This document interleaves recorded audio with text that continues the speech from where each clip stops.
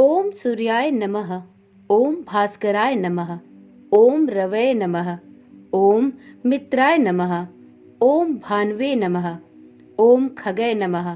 ओम पुष्णे नमः। ओम मारीचाय नमः। ओम आदित्याय नमः।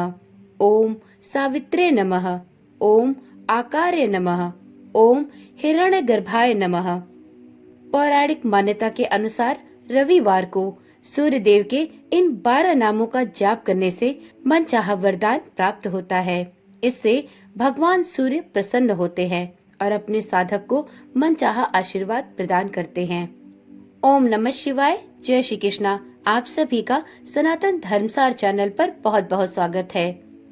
सनातन धर्म में सूर्य देव प्रमुख देवताओं में से एक है, जिनकी पूजा वैदिक काल से ही की जा रही है। कहा जाता है कि सूर्य देव एक ऐसे देवता है जिनका हम प्रत्यक्ष दर्शन करते हैं। ऐसे में यदि प्रतिदिन सूर्य देव को अर्घ दे और उनकी पूजा आराधना करे तो व्यक्ति की सभी मनोकामनाएं पूर्ण होती हैं। मान्यता के अनुसार रविवार का व्रत करने से व्रती की सभी मनोकामनाएं पूर्ण होती हैं, साथ में उसे हर कार्य में सफलता प्राप्त होती है। जीवन में सुख समृद्धि, धन संपत्ति और व्यापार में तरक्की पाने के लिए सबसे सर्वश्रेष्ठ व्रत है रविवार का व्रत।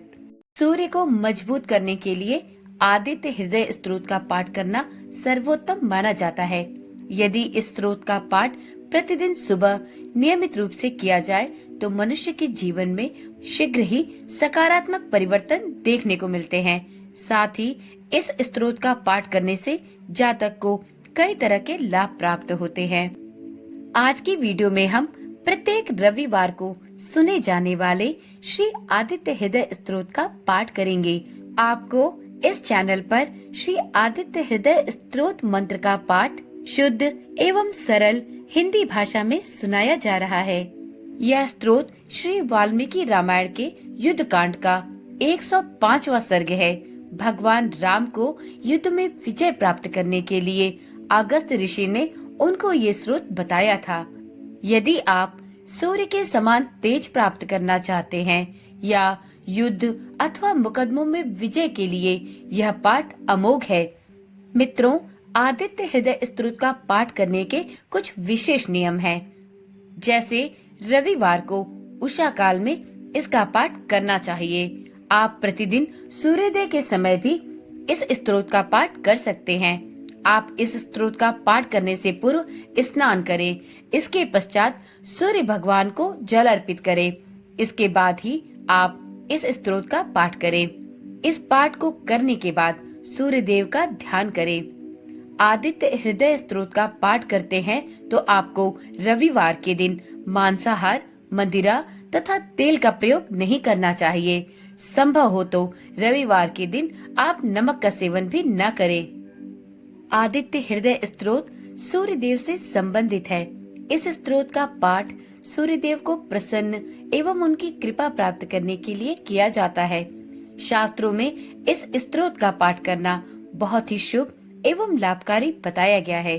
ज्योतिष शास्त्र में भी आदित्य हृदय स्तोत्र को काफी महत्व दिया गया है। इस स्तोत्र का नियमित पाठ करने से जीवन के अनेक कष्टों का निवारण होता है। राज्य पक्ष से कोई समस्या या सरकारी मुकदमों से बचने के लिए आदित्य हृदय स्तोत्र का पाठ बहुत ही लाभकारी है। हड्डियों या आँखों के रोग से बचने के लिए आदित्य हृदय स्तोत्र का पाठ करना चाहिए। शारीरिक कष्ट एवं त्वचा संबंधी रोगों में भी इस स्तोत्र का पाठ करना विशेष रूप से लाभदायक माना गया है। पिता के साथ संबंध बेहतर बनाने के लिए आदित्य हृदय स्तोत्र का पाठ नियमित रूप से करना चाहिए। यदि आँखों की समस्या है और आप इस समस्या से गंभीर रूप से परेशान हैं, तो आदित्य हृदय स्तोत्र का पाठ अवश्य करें। किसी बड़े काम में सफलता पाने के लिए आदित्य स्तोत्र का पाठ विशेष रूप से लाभकारी है। सरकारी नौकरी या व्यापार में सफलता पाने के लिए भी नियमित रूप से श्री आदित्य हृदय स्तोत्र का पाठ करना चाहिए। आपकी राशि में यदि सूर्य की स्थिति कमजोर है तो उसको सुदृढ़ करने के लिए भी आप श्री आदित्य हृदय स्तोत्र का पाठ नियमित रूप से करें। जिनकी कुंडली में सूर्य दूसरे, तीसरे, चौथे, छठे, सातवें, आठवें या 12वें भाव में हो, उनको भी इसका पाठ शुभ फल देता है। आदित्य हृदय स्तोत्र का उपदेश अगस्त ऋषि ने राम रावण युद्ध के समय भगवान राम को युद्ध में रावण पर विजय प्राप्त करने के लिए दिया था। इसके नियमित पाठ से हृदय रोग, शत्रु भय से मुक्ति तथा समस्त कार्यों में सफलता की प्राप्ति होती है। आदित्य हृदय स्तोत्र के पाठ से पदोन्नति, धन प्राप्ति, प्रसन्नता, आत्मविश्वास में वृद्धि होती है तथा प्रत्येक मनोकामना सिद्ध होती है। जिनकी भी कुंडली में सूर्य देव की स्थिति कमजोर है, उनके लिए श्री आदित्य हृदय स्तोत्र का पाठ सबसे उत्तम माना गया है। आदित्य हृदय स्तोत्र के नियमित पाठ करने से बहुत ही चमत्कारी लाभ प्राप्त होते हैं। तो चलिए सूर्य देव का ध्यान करते हुए उन्हें नमस्कार करें और आदित्य हृदय स्तोत्र का पाठ प्रारंभ करें। तो प्रेम से बोलिए, ओम सूर्य देवताय नमो नमः, ओम सूर्याय नमो नमः। भगवान श्री राम युद्ध से थककर चिंता करते हुए युद्ध भूमि में खड़े थे। इतने में ही लंकाधिपति रावण भी युद्ध के लिए उनके सामने उपस्थित हो गया। यह देख ऋषि अगस्त मुनि, जो देवताओं के साथ युद्ध देखने के लिए आए थे, प्रभु श्री राम के पास जाकर बोले, सबके हृदय में रमण करने वाले महाबाहु राम, यह सनातन गोपनीय स्तोत्र सुनो। वत्स, इसके जप से तुम युद्ध में अपने समस्त शत्रुओं पर विजय प्राप्त कर लोगे। इस गोपनीय स्तोत्र का नाम है आदित्य हृदय। यह परम पवित्र और संपूर्ण शत्रुओं का नाश करने वाला है। इसके जप से सदा विजय की प्राप्ति होती है। यह नित्य अक्षय और परम कल्याणमय स्तोत्र है। संपूर्ण मंगलों का भी मंगल है। इससे सब पापों का नाश हो जाता है। यह चिंता और शोक को मिटाने वाला तथा आयु को बढ़ाने वाला और उत्तम साधन है। भगवान सूर्य अपनी अनंत किरणों से सुशोभित हैं। ये नित्य उदय होने वाले और देवता तथा असुरों से नमस्कृत विवस्वान नाम से प्रसिद्ध तथा प्रभा का विस्तार करने वाले और संसार के स्वामी हैं। तुम इनका रश्मि मते नमः, समुद्र यते नमः, देवासुर नमस्कृताय नमः, विविश्वते नमः, भास्कराय नमः, भुवनेश्वराय नमः, इन नाम मंत्रों के द्वारा पूजन करो। हे राम, समस्त देवता इन्हीं के स्वरूप हैं। ये तेज की राशि तथा अपनी किरणों से जगत को सत्ता एवं स्फूर्ति प्रदान करने वाले हैं। ये ही अपनी रश्मियों का प्रसार करके देवता और असुरों सहित संपूर्ण लोकों का पालन करने वाले हैं।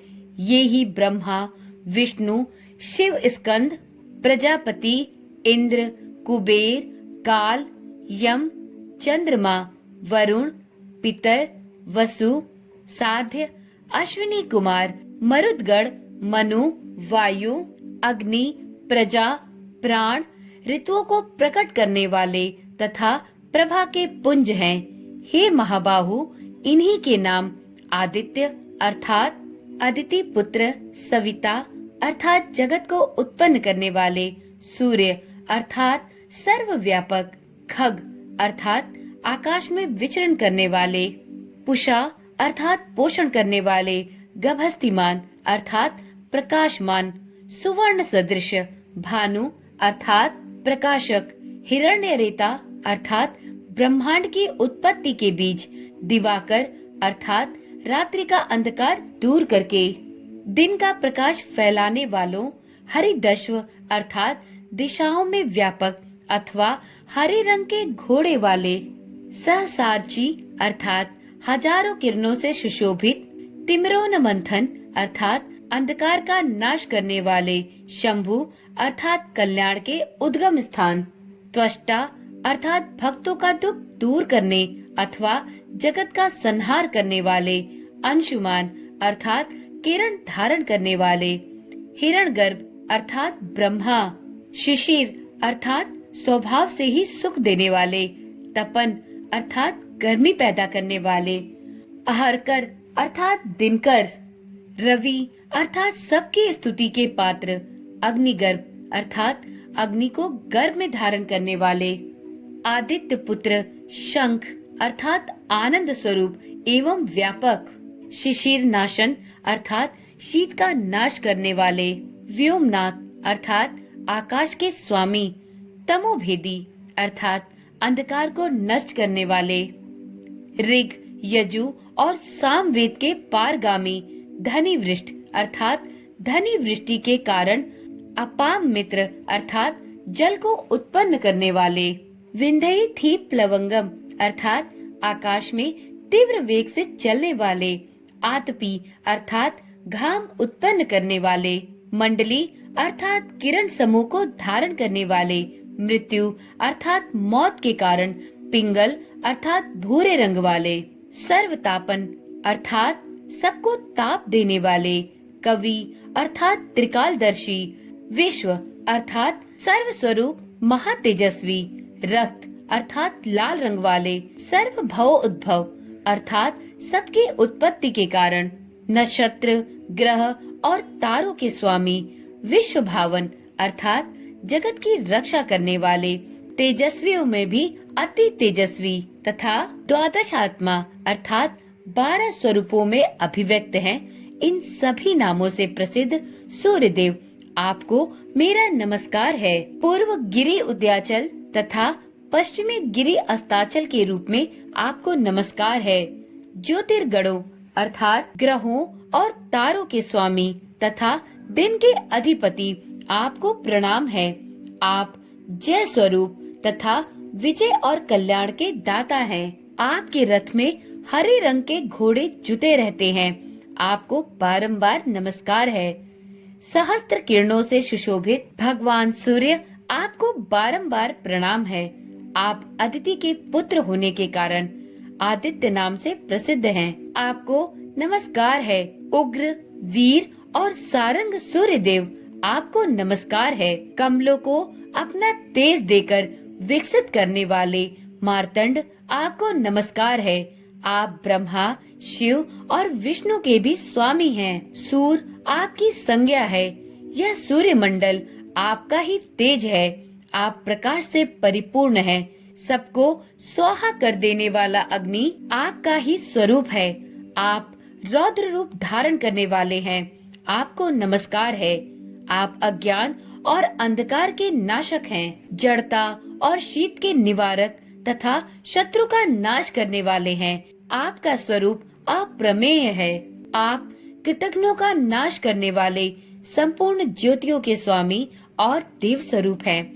आपको नमस्कार है। आपकी प्रभा तपाए हुए स्वर्ण के समान है। आप हरि अर्थात अज्ञान का हरण करने वाले और विश्वकर्मा अर्थात संसार की सृष्टि करने वाले हैं। तम के नाशक, प्रकाश स्वरूप और जगत के साक्षी हैं। आपको नमस्कार है। हे रघुनंदन, ये भगवान सूर्य ही संपूर्ण भूतों का संहार, सृष्टि और पालन करते हैं। ये ही अपनी किरणों से गर्मी पहुंचाते हैं और वर्षा करते हैं। ये सब भूतों में अंतर्यामी रूप से स्थित होकर उनके सो जाने पर भी जागते रहते हैं। ये ही अग्निहोत्र तथा अग्निहोत्री पुरुषों को मिलने वाले फल हैं। यज्ञ में भाग ग्रहण करने वाले देवता, यज्ञ और यज्ञों के फल भी यही हैं। संपूर्ण लोकों में जितनी क्रियाएं होती हैं, उन सब का फल देने में यही पूर्ण समर्थ है। हे राघव, विपत्ति में, कष्ट में, दुर्गम मार्ग में तथा और किसी भर के अवसर पर जो कोई पुरुष इन सूर्य देव का कीर्तन करता है, उसे दुख नहीं भोगना पड़ता। इसलिए तुम एकाग्रचित होकर इन देवाधिदेव जगदीश्वर भगवान सूर्य की उपासना करो। इस आदित्य हृदय स्तोत्र का 3 बार जप करके तुम युद्ध में विजय पाओगे। हे महाबाहो, तुम इसी क्षण रावण का वध कर सकोगे। यह कहकर अगस्त्य जी जैसे ही आए थे उसी प्रकार चले गए। उनका उपदेश सुनकर परम तेजस्वी श्री रामचंद्र जी का शोक दूर हो गया। उन्होंने प्रसन्न होकर शुद्ध चित्त से श्री आदित्य हृदय को धारण किया और 3 बार आचमन करके शुद्ध होकर भगवान सूर्य की ओर देखते हुए 3 बार इस स्तोत्र का जप किया। इससे उन्हें बड़ा हर्ष हुआ। फिर परम पराक्रमी रघुनाथ जी ने धनुष उठाकर रावण की ओर देखा और उत्साह पूर्वक विजय पाने के लिए वह आगे बढ़े। उन्होंने पूरा प्रयत्न करके रावण के वध का निश्चय किया।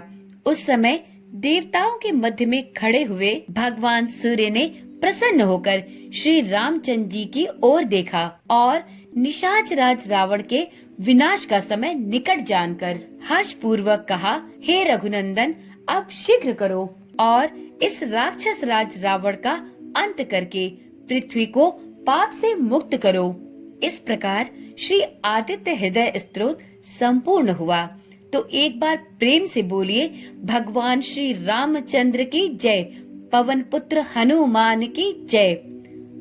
मित्रों, जिस प्रकार से श्री आदित्य हृदय स्तोत्र का पाठ करने से प्रभु श्री रामचंद्र जी को रावण से युद्ध में विजय प्राप्त हुई, उसी प्रकार से आप सभी श्रोतागण यदि इस आदित्य हृदय स्तोत्र का पाठ सच्चे मन से और पूरी श्रद्धा के साथ करेंगे तो निश्चय ही आपको आपके जीवन में सभी कार्यों में विजय की प्राप्ति होगी। तो एक बार प्रेम से बोलिए, ओम सूर्य देवताय नमो नमः। श्री आदित्य हृदय स्तोत्र का पाठ करने के बाद वीडियो में अब जानते हैं कि किन राशि वालों के लिए इसका पाठ करना किस प्रकार से लाभप्रद हो सकता है। तो देखिए मित्रों, मेष राशि वालों को शिक्षा के लिए, सिंह राशि वालों को स्वास्थ्य की दृष्टि से और धनु राशि वालों को अपने भाग्योदय के लिए श्री आदित्य हृदय स्तोत्र का पाठ अवश्य करना चाहिए। इसी प्रकार से वृषभ राशि वालों को सुख संपत्ति के लिए, कन्या राशि वालों के लिए नौकरी और व्यापार के लिए तथा मकर राशि वालों के लिए दीर्घायु के लिए इसका पाठ करना लाभप्रद होगा। मिथुन, तुला और कुंभ राशि वालों को वैवाहिक जीवन और स्वास्थ्य के लिए श्री आदित्य हृदय स्तोत्र का पाठ करना लाभप्रद होगा। कर्क, वृश्चिक और मीन राशि वालों को उच्च पद की प्राप्ति के लिए इस स्तोत्र का पाठ अवश्य करना चाहिए। इसी प्रकार से जिनकी कुंडली में सूर्य दूसरे, तीसरे, चौथे, छठे, 7वें, 8वें या 12वें भाव में हो, उनके लिए भी इस स्तोत्र का पाठ करना बहुत ही शुभ फलदायक होता है। तो एक बार प्रेम से बोलिए, ओम सूर्य देवताय नमो नमः। मित्रों, आज की वीडियो यहीं पर समाप्त करते हैं। फिर मिलते हैं एक ऐसी ही नई और जानकारी वाली वीडियो के साथ। चैनल पर आज आप पहली बार आए हैं या आपने अभी तक चैनल को सब्सक्राइब नहीं किया है तो इसी प्रकार की वीडियोस पाने के लिए चैनल को अभी ही सब्सक्राइब कर ले और साथ में नोटिफिकेशन बेल को जरूर ऑन करें, जिससे इस चैनल पर डाली जाने वाली सभी वीडियोस की सूचना आपके पास नियमित रूप से पहुंचती रहे। ओम नमः शिवाय। जय श्री कृष्णा। राधे राधे।